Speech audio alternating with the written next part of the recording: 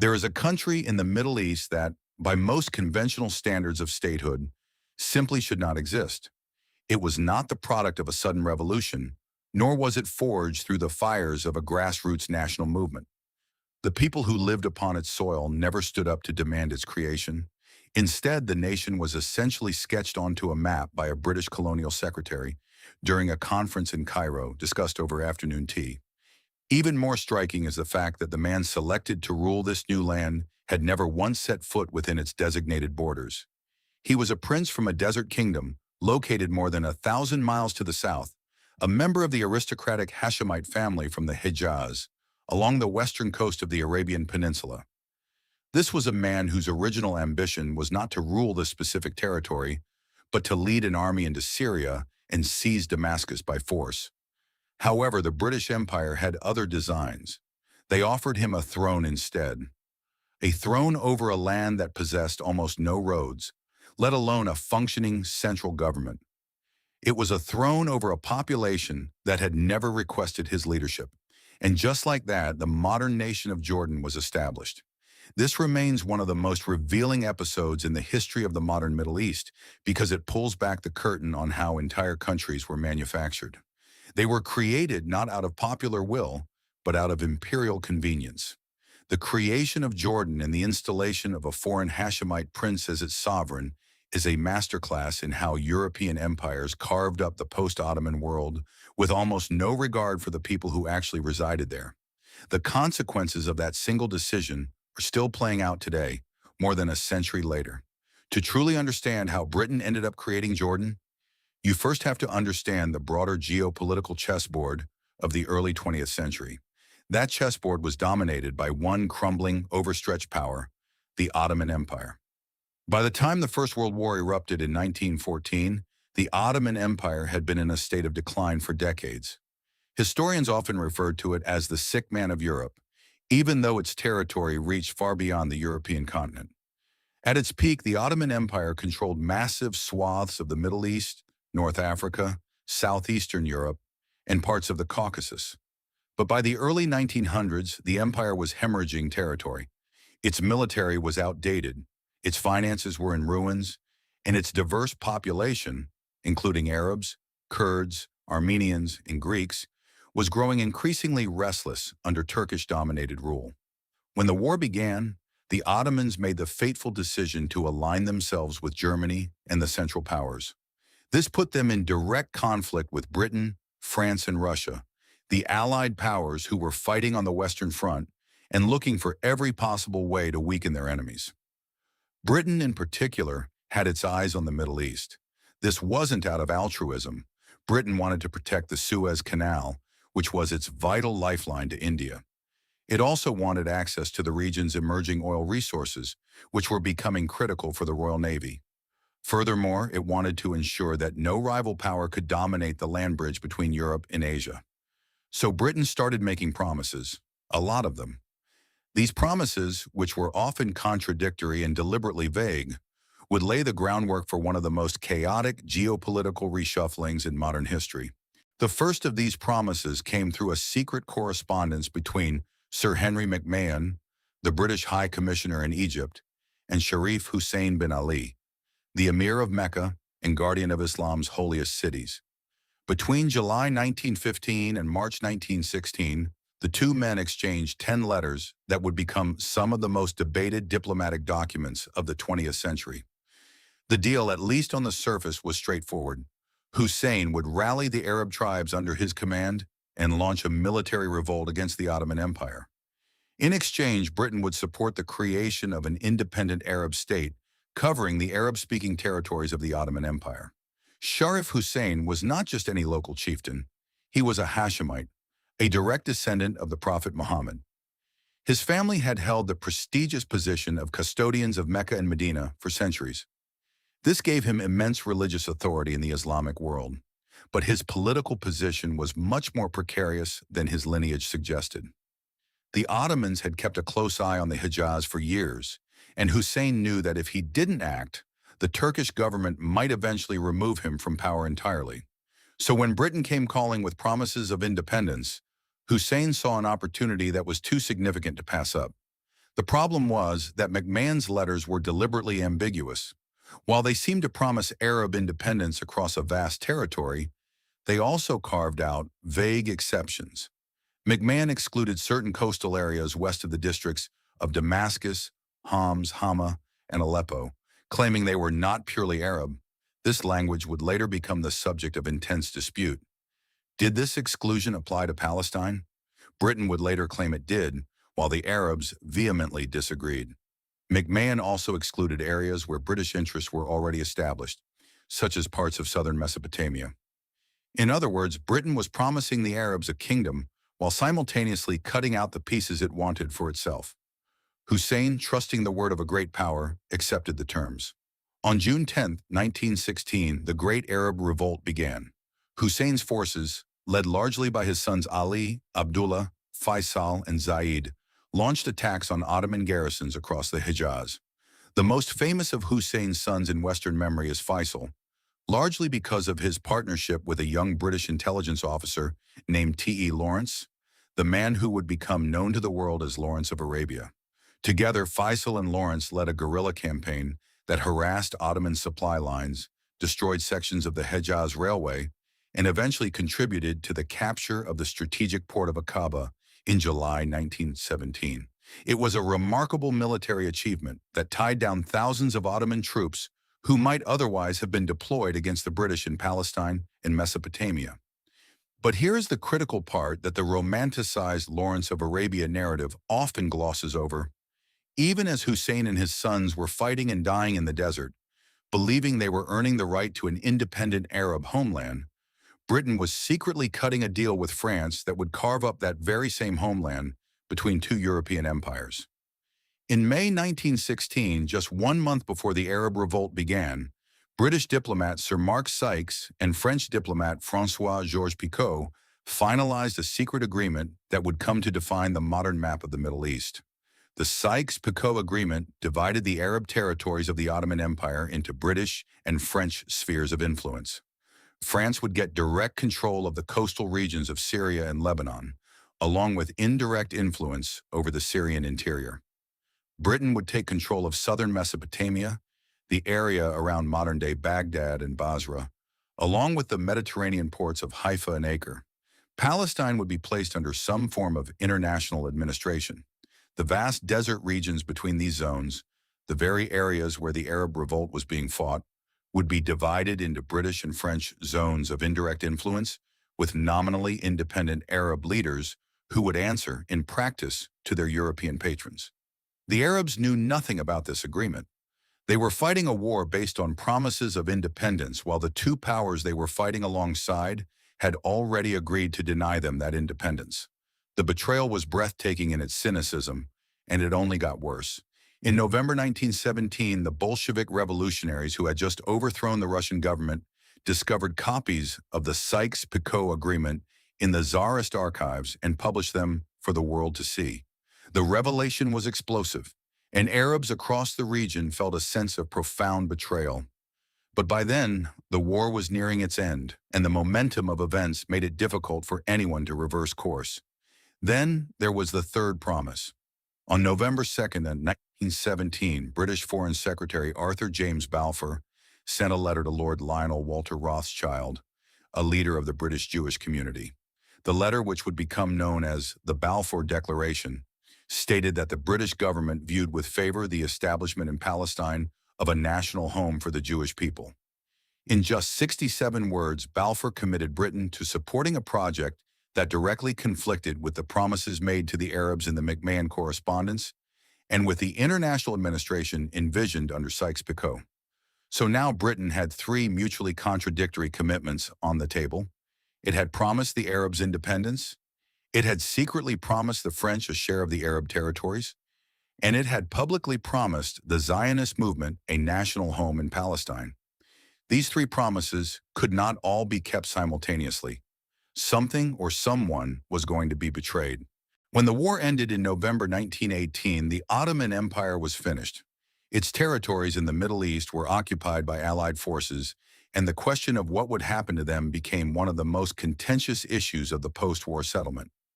The Paris Peace Conference of 1919 was supposed to sort all of this out, but the conference was dominated by the victorious European powers, and Arab voices were largely sidelined. Faisal, Hussein's third son, traveled to Paris to plead the Arab case. He was an impressive figure, tall, dignified, and charismatic, and he made a strong impression on many of the Western delegates. But the political realities were stacked against him. France was determined to claim Syria, Britain was determined to keep Mesopotamia and Palestine, and the Zionist delegation was lobbying furiously for British support. Faisal left Paris with little to show for his efforts. Back in Syria, however, events were moving quickly. In March 1920, the Syrian National Congress, a body of Arab nationalists and notables, proclaimed Faisal the king of the Arab kingdom of Syria. It was an audacious move, a declaration of sovereignty that directly challenged both French claims and the mandate system that the newly formed League of Nations was preparing to impose on the region. For a brief, heady moment, it seemed like the dream of Arab independence might actually become reality. But that moment was brutally short-lived. In April 1920, the San Remo Conference officially awarded France the mandate for Syria and Britain the mandates for Mesopotamia and Palestine. France was not going to tolerate an independent Arab kingdom in its designated territory. General Henri Gouraud, the French High Commissioner in Beirut, issued an ultimatum demanding that Faisal disband his army, accept French authority, and hand over control of the railways. Faisal, hoping to avoid a military confrontation he knew he could not win, tried to negotiate. But his own war minister, Yusuf al-Azma, refused to surrender. On July 24, 1920, al-Azma led a ragtag force of Arab regulars, civilian volunteers, and Bedouin cavalrymen to the Maysalun Pass, about 25 kilometers west of Damascus, to confront the advancing French army. It was a hopeless battle. The French had tanks, artillery, aircraft, and seasoned colonial troops. Al-Azma's forces were outgunned and outnumbered. The battle lasted only a few hours.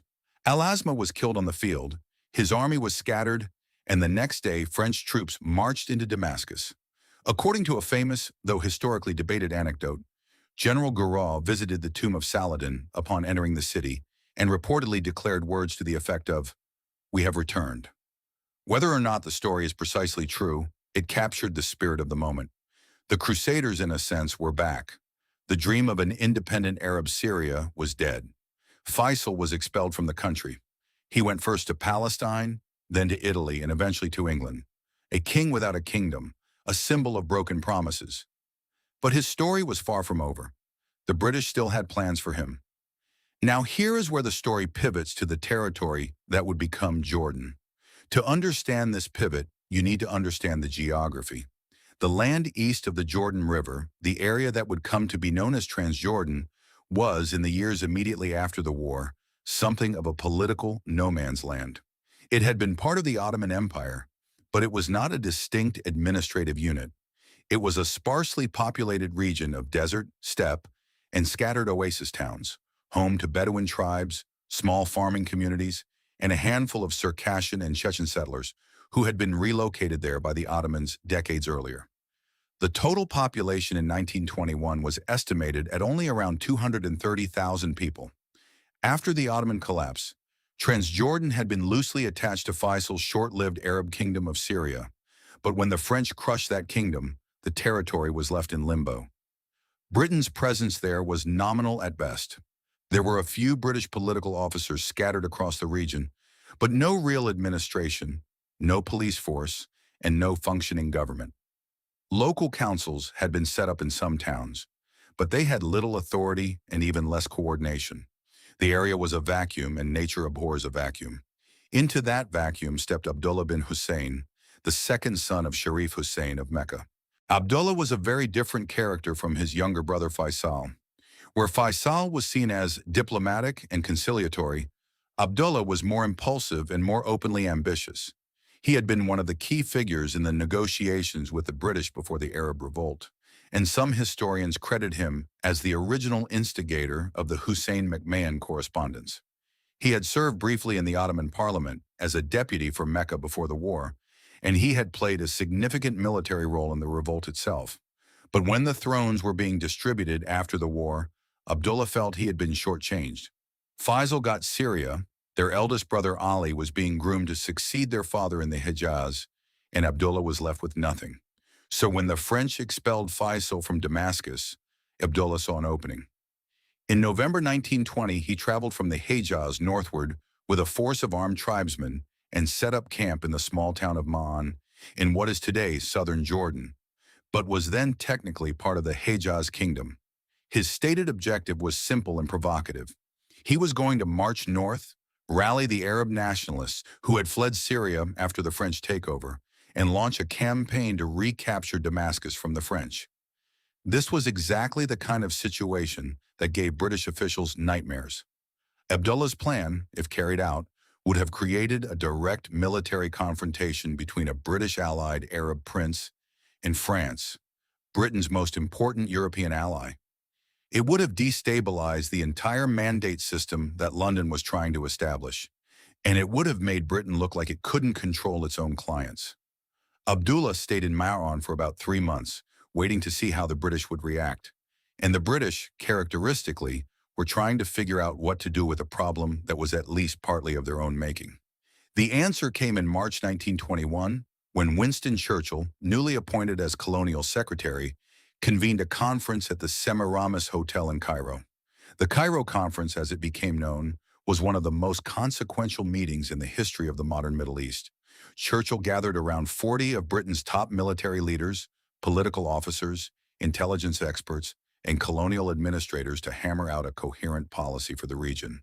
The group was nicknamed the 40 Thieves, a darkly appropriate moniker given what they were about to do. The conference had several objectives, but the most pressing was to resolve the contradictions between Britain's various wartime promises while also cutting costs. Britain was spending enormous sums maintaining military garrisons across the Middle East, and the Treasury was demanding cuts. Churchill needed a solution that was cheap, manageable, and at least superficially honorable. The answer was what came to be known as the Sharifian solution. The idea, which had been first proposed by T. Lawrence back in 1918, was to install the sons of Sharif Hussein as rulers of the newly created Mandate territories. This would give the appearance of fulfilling Britain's wartime promises to the Arabs while ensuring that the actual power remained firmly in British hands. The Hashemite princes would be given thrones, but those thrones would come with strings attached, strings that led directly back to London. At Cairo, the decision was made.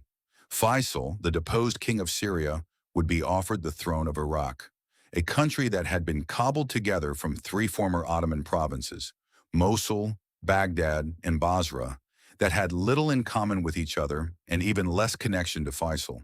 He had never lived in Iraq, had no tribal connections there, and spoke with a Hijazi accent that was foreign to Iraqi ears. But the British believed he was pliable enough to manage and prestigious enough to give the arrangement a veneer of legitimacy. A referendum was organized, carefully managed by British political officers who canvassed tribal sheikhs and local notables to ensure the desired outcome. The result was announced as 96% in favor of Faisal. On August 23, 1921, Faisal was crowned King of Iraq in Baghdad. The anthem played at his coronation was "God Save the King," the British royal anthem. The symbolism told you everything you needed to know about who was really in charge. And then there was the matter of Abdullah. By the time Churchill arrived in Cairo, Abdullah had already moved from Ma'an northward to Amman, a dusty, underdeveloped town that served as a regional crossroads but was hardly a capital by any definition. His presence there was a problem, but it was also an opportunity. If Britain could persuade Abdullah to abandon his plans to attack French Syria and instead accept a role as the ruler of Transjordan, it would solve multiple problems at once. It would create a buffer state between British Palestine and the desert, prevent Abdullah from provoking a crisis with France, give the Hashemite family another throne to cement their dependence on British patronage, and provide a cheap way to administer a territory that Britain had neither the resources nor the inclination to govern directly. Churchill dispatched Lawrence to meet with Abdullah and present the offer. The negotiations continued when both men traveled to Jerusalem for further discussions with Churchill himself. The deal was straightforward. Abdullah would become the Emir of Transjordan. He would govern the territory under the umbrella of the British Mandate for Palestine, but Transjordan would be explicitly exempted from the mandate's provisions regarding the establishment of a Jewish national home. In other words, the area east of the Jordan River would be separated from Palestine and reserved as an Arab administration under Hashemite rule. In exchange, Abdullah would renounce his designs on Syria and cooperate fully with British interests. Abdullah accepted.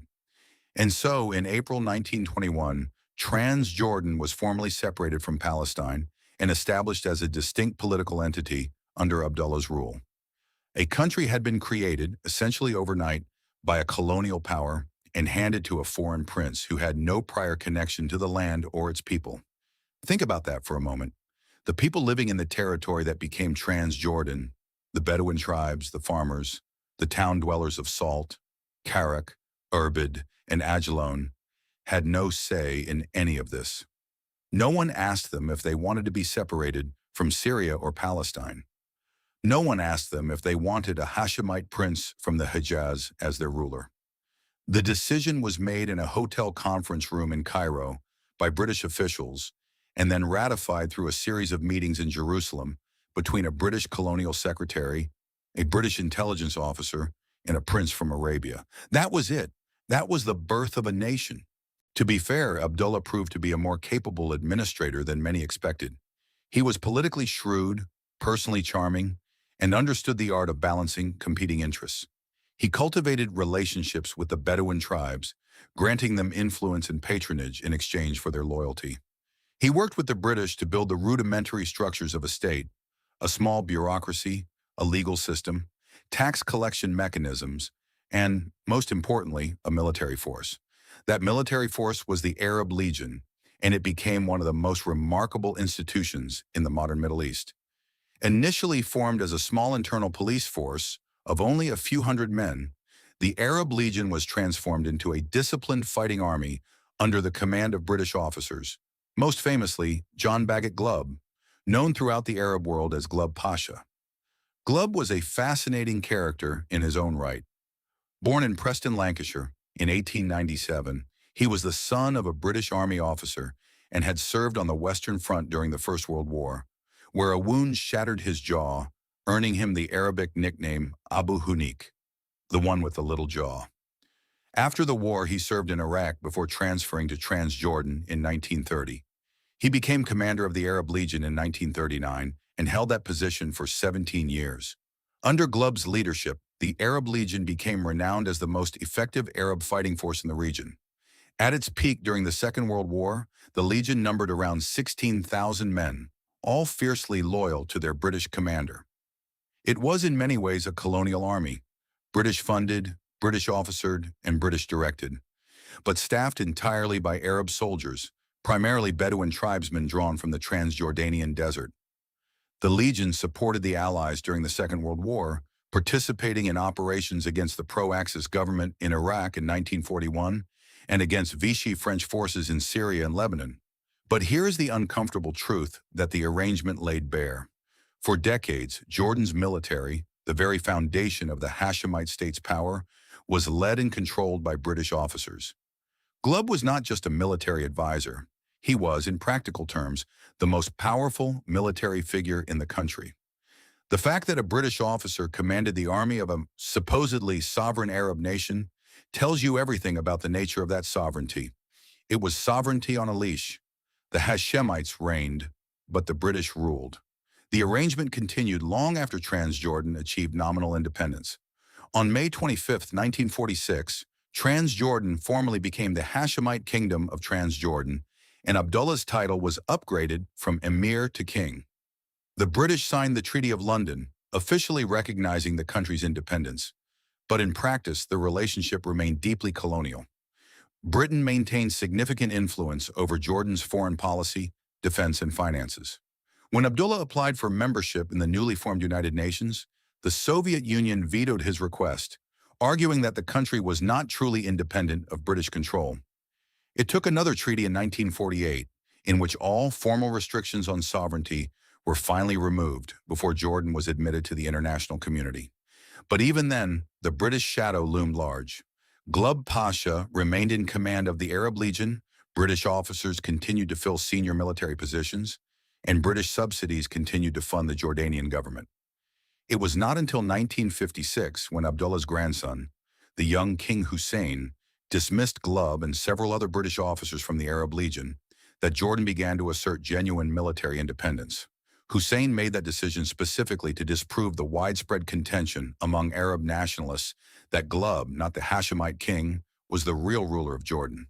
Throughout all of this, there was one question that hung over the Hashemite dynasty like a shadow: the question of legitimacy. The Hashemites were not from Transjordan, they were from the Hejaz, the western coast of the Arabian Peninsula. Their power base was Mecca and Medina. Their family's prestige came from their descent from the Prophet Muhammad and their centuries-old role as custodians of Islam's holiest cities. When Abdullah was installed as ruler of Transjordan, he was, in the eyes of many, a foreign prince imposed by a colonial power on a people who had no historical allegiance to him or his family. This problem of legitimacy was compounded by what happened to the Hashemites' original homeland. In the early 1920s, even as Abdullah was consolidating his rule in Transjordan and Faisal was being crowned in Iraq, the Hashemite family's position in the Hejaz was under assault. Abdulaziz ibn Saud, the ambitious ruler of the Nejd in the interior of the Arabian Peninsula, was expanding his territory and had his eyes on the Hejaz. In 1924, Ibn Saud's forces captured Mecca. By 1925, they had taken Medina and Jeddah. Sharif Hussein was forced into exile. His eldest son, Ali, abdicated as king of the Hejaz, and the entire Arabian Peninsula was eventually unified under Ibn Saud's rule as the Kingdom of Saudi Arabia. So the Hashemites lost their homeland. The very source of their religious authority and political prestige was taken from them. They were left with two artificially created kingdoms, Iraq and Transjordan, both of which owed their existence to British imperial design. They were rulers without roots, kings without a natural constituency, sustained not by popular mandate, but by British patronage, tribal alliances, and the careful management of competing interests. Abdullah understood this vulnerability and spent his entire reign trying to overcome it.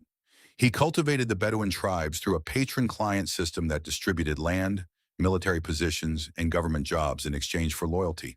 He worked to attract Palestinian merchants, professionals, and administrators to his capital, building up Amman from a dusty backwater into something resembling a functioning capital city. And he pursued an ambitious foreign policy, seeking to expand his influence and his territory to compensate for the smallness and artificiality of his original domain. This ambition led Abdullah into the most consequential decision of his reign. When the British mandate for Palestine ended in 1948 and the State of Israel was proclaimed, the surrounding Arab states declared war. Abdullah's Arab Legion, still commanded by Glubb Pasha, and still the most effective Arab fighting force in the region, crossed the Jordan River and entered Palestine. The Legion fought fiercely in and around Jerusalem, particularly in the battles for the Old City and at the strategic crossroads of Latrun. While most of the other Arab armies were defeated, the Arab Legion held its ground. When the fighting ended, Abdullah controlled the west bank of the Jordan River and the eastern half of Jerusalem, including the Old City with its holy sites. In 1950, he formally annexed these territories, renaming his kingdom simply the Hashemite Kingdom of Jordan. The move roughly tripled his population and gave him control over some of the most religiously significant real estate in the world. But it was deeply controversial. Most other Arab states refused to recognize the annexation, and the hundreds of thousands of Palestinian refugees who now found themselves under Hashemite rule had never asked to be subjects of a king from the Hejaz. Abdullah's willingness to negotiate secretly with Israel and the widespread belief that he had reached an understanding with the Zionist leadership about the partition of Palestine made him deeply unpopular among Palestinian nationalists and many other Arabs. On July 20, 1951, King Abdullah was assassinated while attending Friday prayers at the Al-Aqsa Mosque in Jerusalem. He was shot by a young Palestinian named Mustafa Shukri Ashu, who was opposed to Abdullah's perceived tolerance of Israel and his annexation of Palestinian territories. Abdullah's 15-year-old grandson, Prince Hussein, was at his side when the assassination happened. A bullet reportedly struck a medal on the young prince's chest, deflecting away from his body and saving his life. It was a moment that would pass into Jordanian national mythology, the miraculous survival of the future king. Hussein would go on to rule Jordan for 46 years, from 1953 until his death in 1999. He navigated the treacherous currents of Cold War politics, Arab nationalism, the Palestinian question, and repeated military crises with remarkable political survival instincts. But throughout his reign, the fundamental tension at the heart of Jordan's identity remained. The Hashemites were still, in the eyes of many, a foreign dynasty ruling a country that had been created by British fiat, sustained by Western support, and defined more by what it was not Palestine, not Syria, not Iraq, not Saudi Arabia, than by what it was. When you look at the creation of Jordan from the broadest possible perspective, what you see is a case study in how empires reshape the world to suit their own needs, and how the consequences of those decisions ripple outward through decades and centuries. Britain created Transjordan not because the people who lived there wanted their own state, but because Britain needed a cheap, manageable buffer zone between Palestine and the desert. Britain installed a Hashemite prince as ruler, not because he was the natural leader of the people, but because he was a useful client who could be controlled and who would keep the peace with France. The borders of Jordan were not drawn to reflect any ethnic, linguistic, religious, or historical reality on the ground. They were drawn to reflect the interests of a distant imperial power. The straight lines that define much of Jordan's border with Saudi Arabia and Iraq are not the product of geography or culture. They are the product of colonial cartography. These were lines drawn on a map by men who had never walked the terrain and had no intention of ever doing so. And yet, despite all of this, Jordan has endured. The Hashemite dynasty has survived. Against all odds, against repeated assassination attempts, military coups in neighboring countries, wars with Israel, a near civil war with Palestinian guerrilla forces in 1970, the fall of the Hashemite monarchy in Iraq in 1958, and the upheavals of the Arab Spring, Jordan has remained standing. The current king, Abdullah II, the great-grandson of the man who rode into Ammon with a band of tribesmen in 1921, still sits on the throne. Whether that endurance is a testament to the Hashemites' political skill, or to the continued support of Western powers, or to both, is a question that reasonable people can debate. What is not debatable is the origin story. Jordan was not born. It was built by an empire that needed a solution to a problem it had created for itself. And the prince who was given its throne was chosen not because he belonged there, but because he was available and because putting him there was cheaper and easier than any of the alternatives. The story of Jordan's creation is, in the end, a story about power. It is not the power of the people who live in a place, but the power of those who sit thousands of miles away in foreign capitals, drawing lines on maps and deciding the fates of millions. It is a story about how the modern Middle East was not so much discovered or liberated as it was manufactured, assembled from the wreckage of one empire by the architects of another. And it is a reminder that the borders we take for granted, the nations we think of as permanent and natural, are often nothing more than the residue of decisions made in hotel conference rooms by men who were thinking not about justice or self-determination, but about budgets, alliances, and the next election. If this history of how empires manufactured nations has changed the way you look at the maps of our world, please subscribe to our channel and like this video. We are dedicated to uncovering the historical truths that have been buried under layers of imperial convenience. Join us as we dig deeper into the past to better understand our future. The next chapter of history is waiting to be revealed.